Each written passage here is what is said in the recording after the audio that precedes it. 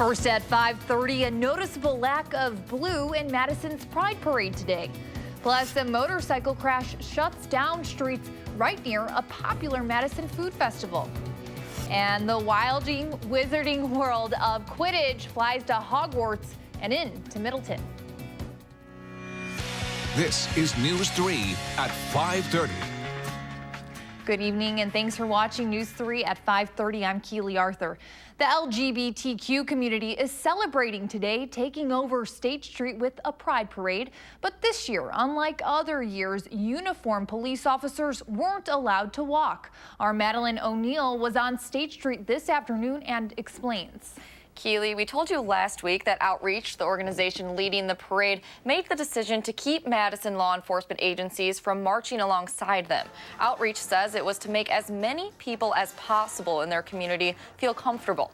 It's something that's gained plenty of attention, but parade organizers don't want their intended message to be overshadowed. They hope the parade, with its about 90 groups and rally afterward, help get their voices heard. We want to hold on to the rights that we have won over the years, and we don't want the rights that we've won to be rolled back. And I think the most important thing is to not forget about what an event like this is all about and what it really represents to a lot of people.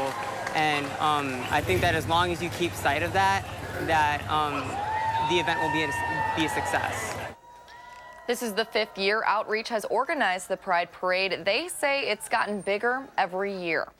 Off-duty officers out of uniform were welcome at the parade. Madison police say they were disappointed at Outreach's decision, but they held a listening session earlier this week to meet with the LGBTQ community to hear their concerns. Madeline O'Neill reporting for us. Thank you, Madeline. Well, switching to weather now, let's turn it over to meteorologist Dave Caulfield. He's in with your first alert forecast. Hi, Dave. Hey, Keely. No rain once again today, so another chance to dry out, but that will not be very long lasting because some more rain is on the way for tomorrow. Live look in Madison at some clouds off in the distance, maybe a little bit smoky as well from the wildfires in Canada.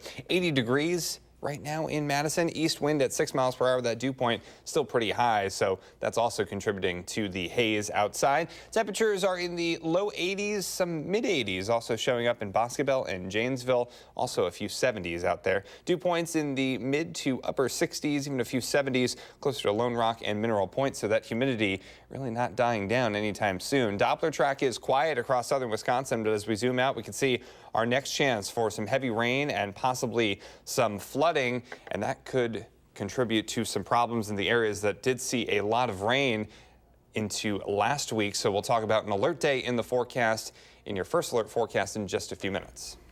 A 19-year-old man is dead after apparently shooting himself at a gun range in southwestern Wisconsin. Lafayette County Sheriff's Department was called to a Department of Natural Resources shooting range in the town of Fayette yesterday afternoon. Paramedics tried to revive the man, but he died. Authorities identified the victim as Noah Garrett of Stoughton. According to the sheriff's office, he died of an apparent self-inflicted gunshot wound. Authorities are still investigating the details. An early morning fire leaves a Madison family without a home tonight. The Madison Fire Department responded to the 4600 block of Gray Fox Trail around 4:30 a.m. for reports of a fire after a homeowner saw flames coming from the roof. Firefighters say several people were inside the home at the time of the fire, though no residents were injured. Officials say because of the extensive damage to the roof and attic, the family will not be able to stay in their home. The fire was out just after 6 a.m. The cause of it is still under investigation. He hit a parked car while riding his motorcycle early this morning. It happened on the 200 block of South Randall Avenue in Janesville. Police said the driver, 58-year-old John Wallace, sustained serious but non-life-threatening injuries. After investigating, police said they found that Wallace was under the influence at the time of the crash. Wallace was arrested on suspicion of his 7th OWI offense. Madison Police and Fire responded to a crash involving a motorcycle around 2 this afternoon. Officials say it happened at the intersection of East Washington and Patterson Street. That's right where Yum Yum Fest is taking place. place. Investigators say they believe the motorcycle driver was speeding. The driver of the motorcycle did sustain minor injuries. That crash still under investigation. A Madison family is on a mission today to bring more good into the world by holding a music festival a year after their son's death. Paul Natsky passed away last year at 15. He lived with spina bifida, a spinal birth defect that affected his ability to walk. His parents say he was a kid who loved life and worked to overcome his physical limitations. The music festival, called Paul Palooza, was created to capture his optimistic spirit. He loved rock and roll, he loved music, and we wanted to have something that was fun and not a memorial type event, more like let's get together and have a little party. We didn't want to throw a pity party. We wanted to throw a real party. Yeah. Some of the proceeds from the event are going to Paul's sled hockey team, which his parents say was his passion. Paddlers and runners took to Lake Wingra today in a unique fun run and float. The 5th annual Duck Dash took off from Wingra boats this morning.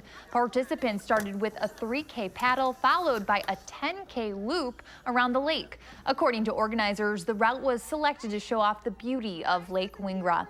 Organizers say what makes this event special is the people behind it. Every volunteer is somehow connected through the boathouse, through the running community, through the paddling community, and so it's just like, it kind of feels like family every year.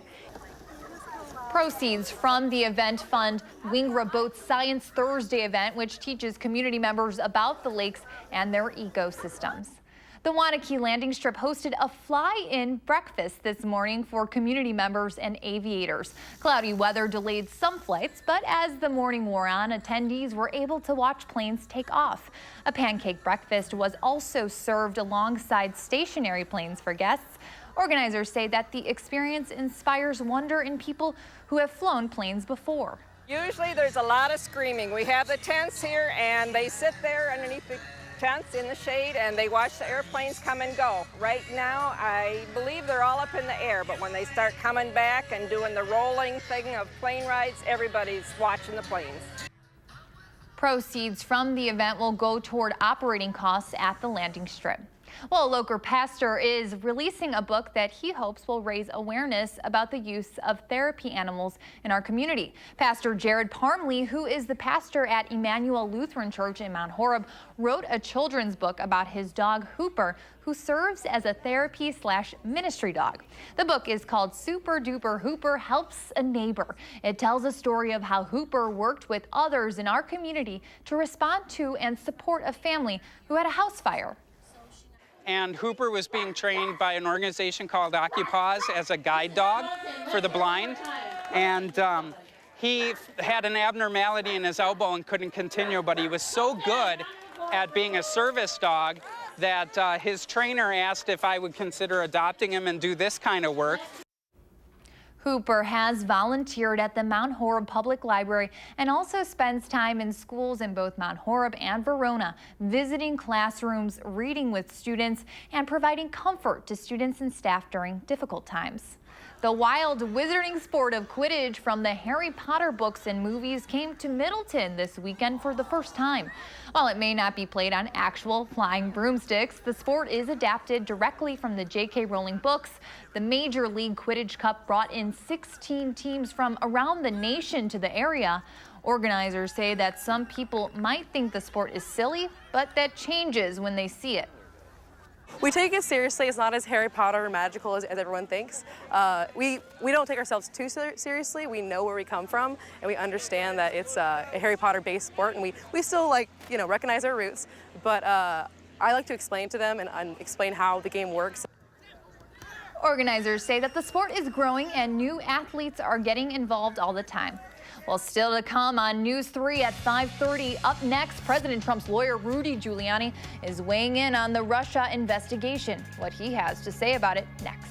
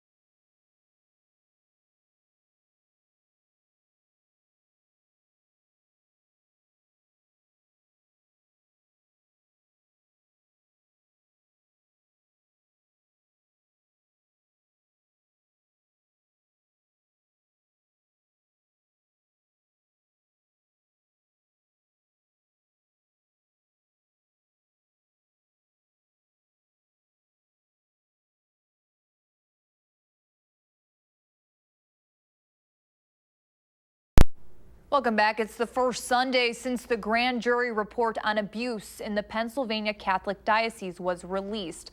That report, released by the Pennsylvania Attorney General, identifies 301 Catholic priests throughout Pennsylvania who sexually abused children, 41 of those offenders in the Erie Catholic Diocese. The Attorney General praised Erie Bishop Lawrence Persico for cooperating with the investigation, and parishioners second that. I'm proud of him. I think that he's a remarkably brave man and doing as much as he can to right something that's very wrong. I like the fact that he was able to get in front of the grand jury and testify as opposed to the other bishops. I think he's trying to make things right here. I really do. The Pennsylvania Attorney's Office is continuing the investigation into the abuse in the Catholic Church. President Trump blasted a New York Times article Sunday asserting the White House counsel shared detailed testimony in the ongoing Russia investigation. Trump's personal attorney, Rudy Giuliani, said he won't let the president be rushed into an interview. CBS's DeMarco Morgan has more. By September 1st, President Trump's personal attorney, Rudy Giuliani, coined a new phrase Sunday. Truth is truth. I don't mean to go like... No, it isn't truth. Truth isn't truth. Giuliani tried to make the case that having President Trump sit down for an interview with special counsel Robert Mueller's team would only provide another, quote, version of the truth. Giuliani also denied using delay tactics to stall a presidential interview and the ongoing Russia probe. Look, I'm not going to be rushed into having him testify so that he gets trapped into perjury. White House counsel Don McGahn did meet with Mueller's team and, according to the New York Times, has already given 30 hours of testimony. President Trump fired off an angry tweet calling the article a fake piece, implying he must be a John Dean-type rat. But I allowed him and all others to testify. I didn't have to. I have nothing to hide.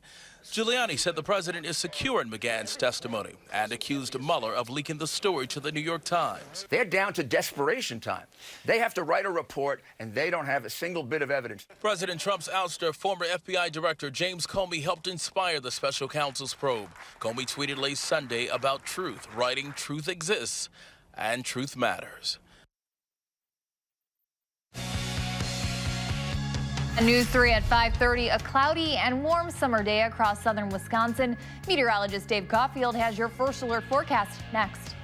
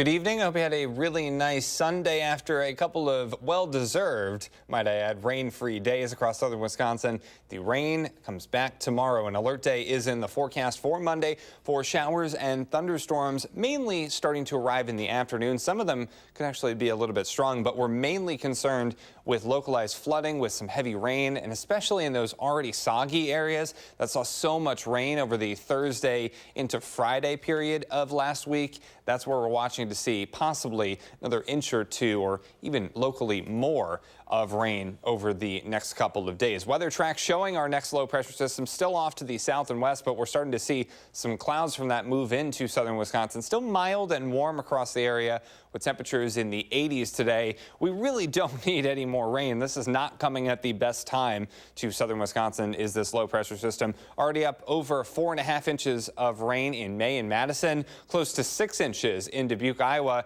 and that's running about 2 to 3 inches of rain ahead of schedule for the month of August, and we could add a couple more inches of rain to that total by the time we get into Tuesday. So Doppler track showing the beginnings of that low pressure system moving northward through Iowa and Minnesota. We're not going to see that rain just yet. We need the center of that low pressure system to move through, which it will on Monday. So we're quiet on Doppler track for now, that is. We do have a flash flood watch in effect for Jefferson and Dodge counties into the Milwaukee area from Monday afternoon into early Tuesday morning. That's for about 2 to 4 inches of rain, possibly locally, with these downpours, showers, and thunderstorms. Downtown Madison, we're seeing a little bit more cloud cover on the Edgewater Skycam, but we did make it to 81 degrees for today.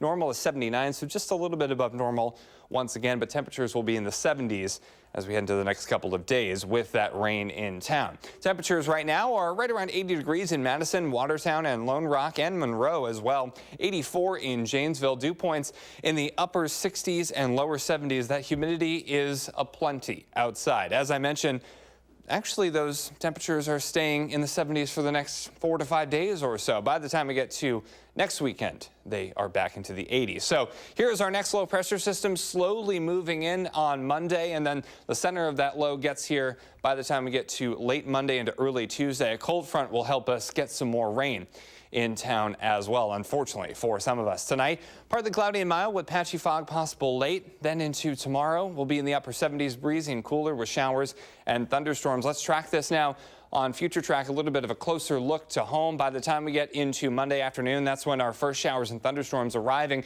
Future Track not too optimistic on the threat of heavy rain, but it is there, folks, for southern Wisconsin Monday into Tuesday. Another inch to possibly 2 inches, even more than that locally possible, just depending on where these downpours set up. So that alert day in the forecast for Monday. Then Tuesday, some more rain showers could come our way. Wednesday and Thursday, though, should give us a chance to dry out with temperatures in the upper 70s. More rain chances on Friday. And the weekend is looking pretty nice overall, with high temperatures in the mid-80s. And into next week, we could be pushing close to 90 degrees with heat index values into the mid-90s. Looking forward to that weekend already. Looks pretty beautiful. Yeah. All right, thanks, Dave. Well, still to come, the Packers adding to their roster on offense.